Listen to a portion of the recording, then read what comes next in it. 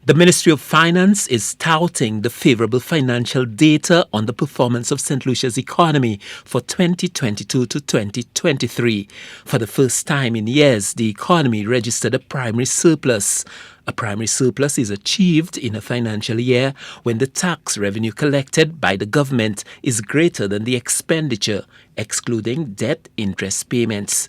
Budget Director Fiona Hinkson says the primary surplus has allowed the government to invest in projects and programs to further grow the economy.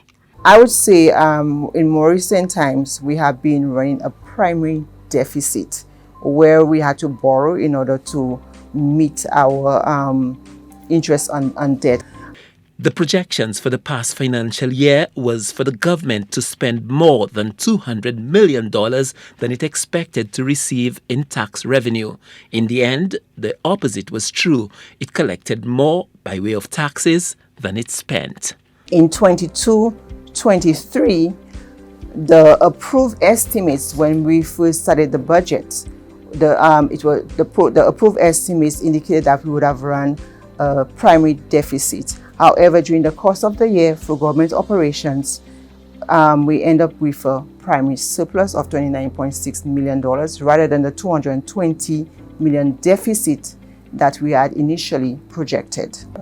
So, what is responsible for the primary surplus? The rebound in tourism and other sectors of the economy, tighter fiscal management, and greater revenue collection. The Budget Director Fiona Hinkson says this is the coming together of several factors. So you have the combined effect of the recovery of the economy, improved revenue, as well as reduction in expenditure gave the result that we had in the primary surplus that you've seen for us for 22-23.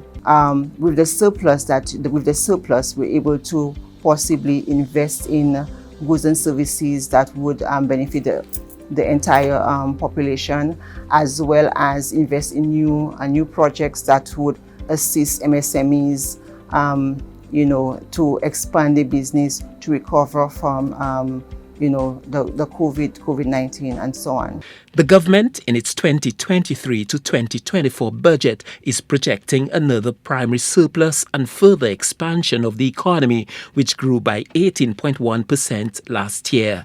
This places it in a position to inject finance into new potential areas of growth, such as the youth economy and other programs to provide relief for ailing sectors of the economy still reeling from the effects of COVID-19. Stanley Lucian for the HGS News Force.